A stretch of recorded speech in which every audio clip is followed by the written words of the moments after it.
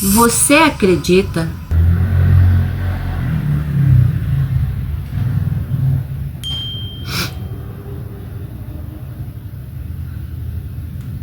que o solo de uma cidade pode guardar memórias? Na Rua Santo Antônio, número 429, existe um solo que muitos consideram maldito. Todo mundo conhece a tragédia do edifício Joelma, mas poucos sabem que 26 anos antes do incêndio, aquele mesmo lugar foi palco de um crime tão frio e calculado que desafia a lógica humana. Um professor universitário, uma família desaparecida e um poço construído sob medida de um crime. Hoje eu vou te contar a história de Paulo Ferreira Camargo, o homem que, dizem as lendas, selou o destino sombrio daquele endereço para sempre. Prepare seu chá, apague as luzes. Aqui não vai estar assim mesmo, porque eu não vou privar meus gatinhos do sol deles. Você apague as luzes e venha comigo.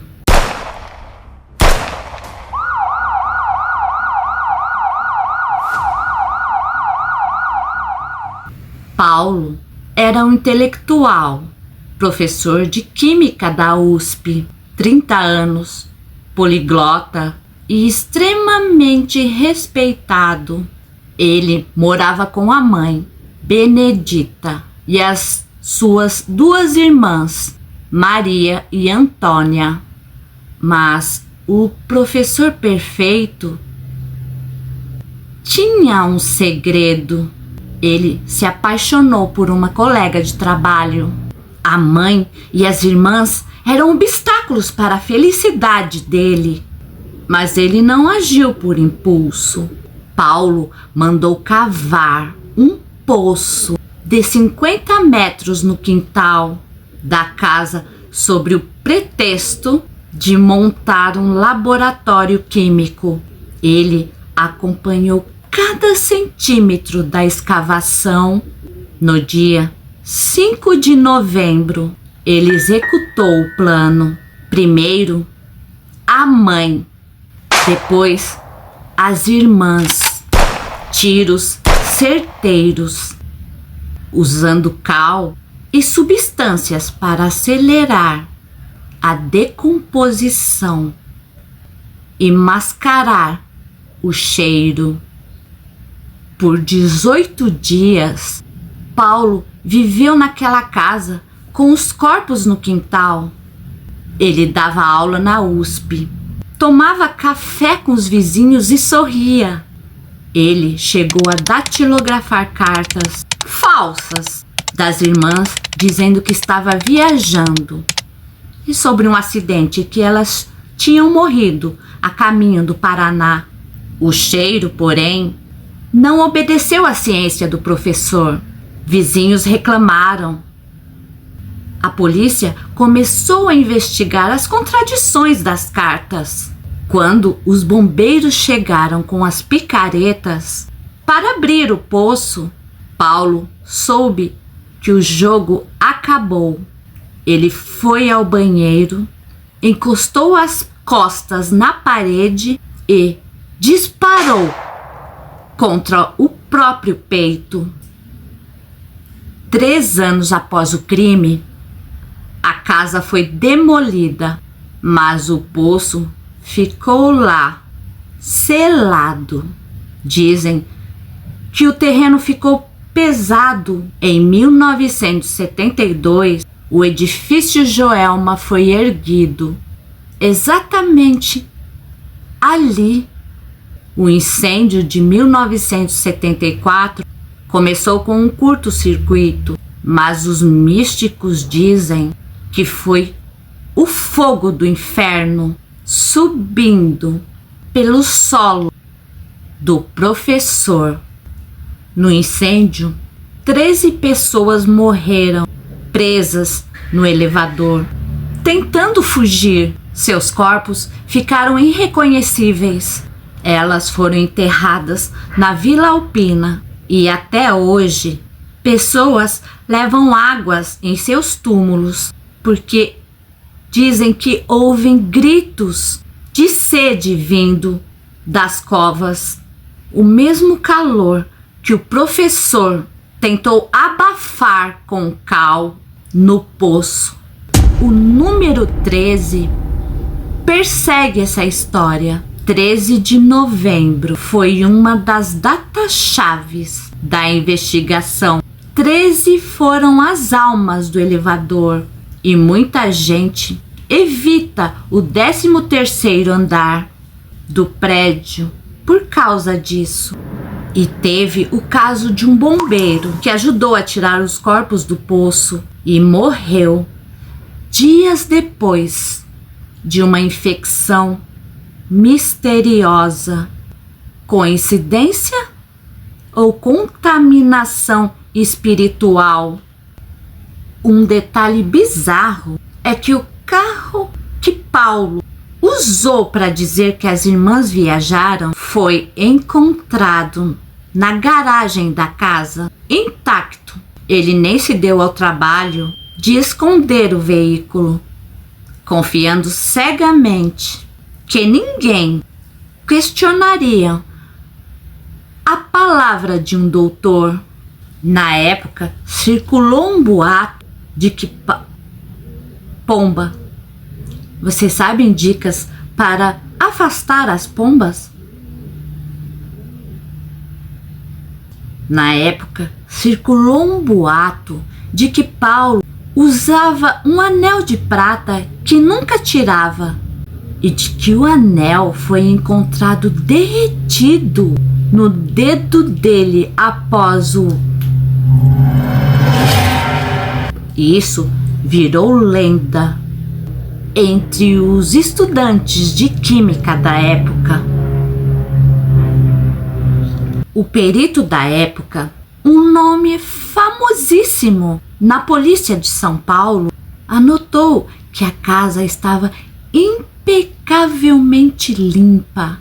Paulo tinha passado dias esfregando o chão para não deixar um único respingo de sangue.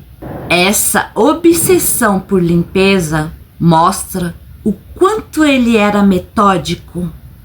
Paulo deixou uma carta de curta, onde pedia que seus bens fossem doados e de que ninguém fosse culpado pelo seu ato. Ele morreu tentando manter a pose de homem honrado até o último minuto. Esse caso parou o Brasil na época, quanto os grandes filmes de noir de Hollywood. A cobertura da imprensa parecia um roteiro de Alfred Hitchcock. O edifício Joelma hoje mudou de nome. É o Praça da Bandeira, mas pergunte aos entregadores ou seguranças que trabalham lá de madrugada se eles gostam de passar pelo local onde ficava o antigo quintal. A resposta é quase sempre a mesma: um silêncio desconfortável e a sensação de estar sendo vigiado. Benditos das sombras. Vamos voltar ao caso, dando algumas especificações. Por exemplo, quando a polícia finalmente retirou os corpos do poço, da mãe e das irmãs, encontraram algo perturbador. Paulo não apenas as matou, ele retirou as alianças, as joias das três e as guardou em uma gaveta no seu escritório, junto com as chaves do poço. Ele não queria apenas que elas sumissem, ele queria despojá-las de suas identidades. Imaginem o professor dando aula na USP durante o dia e à noite, abrindo aquela gaveta para olhar as alianças da sua mãe e das suas irmãs enquanto elas apodreciam no quintal. Durante 18 dias, entre o crime e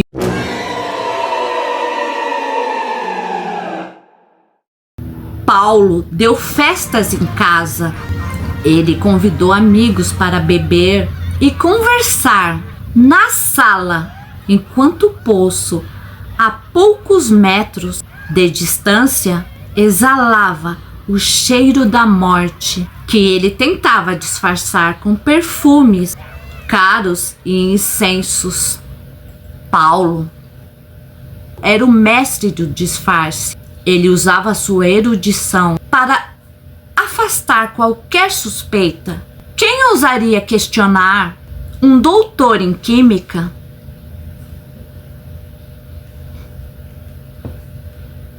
Ele usou a ciência não para o bem, mas para criar a ilusão de uma vida normal sobre um cemitério particular. Esse é um detalhe real da investigação. O cachorro da família. Vizinhos notaram que o cachorro da família não parava de uivar e cavar perto do poço. Paulo, com medo de que o animal denunciasse o local, tentou dar o cachorro para conhecidos, mas o animal sempre fugia e voltava para o quintal, uivando para o chão. Dizem que os animais enxergam o que nós ignoramos. O cachorro da família Camargo foi a primeira testemunha do horror. Seus uivos eram o único velório que aquelas 3 mulheres tiveram por semanas. Agora vamos falar de Isaltina. Isaltina é a peça final desse quebra-cabeças. É o que torna a história ainda mais trágica, porque ela representa o contraste entre o amor de Paulo, que dizia sentir por ela, e a frieza extrema que ele carregava.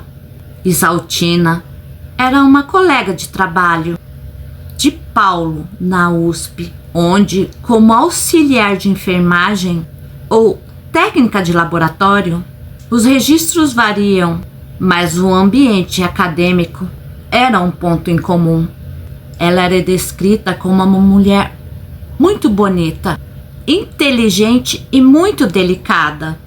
Mas o grande problema para a família de Paulo, especialmente para a mãe, Dona Benedita, o fato dela vir de uma classe social considerada inferior. Paulo vivia em uma bolha de privilégios. Para a mãe dele, o filho, um brilhante professor da USP, não poderia manchar o sobrenome Camargo com uma mulher que já tinha um passado. Mas o amor de Paulo por Isaltina era real, mas o seu egoísmo era maior. Bizarro pensar que enquanto os corpos da mãe e das irmãs apodreciam no poço, Paulo continuava fazendo planos de casamento com Isaltina. Ele continuava dizendo que a mãe e as irmãs haviam viajado para o Paraná para preparar a casa da lua de mel deles. Ele chegou a levá-la à casa da rua Santo Antônio várias vezes durante 18 dias após o crime. Isaltina tomava chá na sala com o homem que ela amava, sem saber que a poucos metros dali, no quintal, o segredo que permitiria o casamento deles estava enterrado sob camadas de cal e terra. Nossa. Quando o crime foi descoberto e Paulo, Isaltina entrou em choque completo. Ela foi interrogada pela polícia e ficou provado que ela não sabia de nada, de absolutamente nada. Ela era mais uma vítima da manipulação dele. A vida dela foi destruída em 1948. O estigma de ser a noiva do assassino do poço era a sentença social. Ela tentou desaparecer, mudar de nome e seguir sua vida, mas dizem que ela nunca se recuperou do trauma de ter amado um monstro. Pois é, benditos. Olha como era pesado na época ser uma mulher não do tipo aceita. Olha a pressão social de transformar um desejo de casamento em um plano de extermínio. Benditos, vocês conseguem imaginar a frieza de um homem que abraçava a mulher que ele dizia amar no lugar onde horas antes ele tinha cometido uma atrocidade? Consegue imaginar?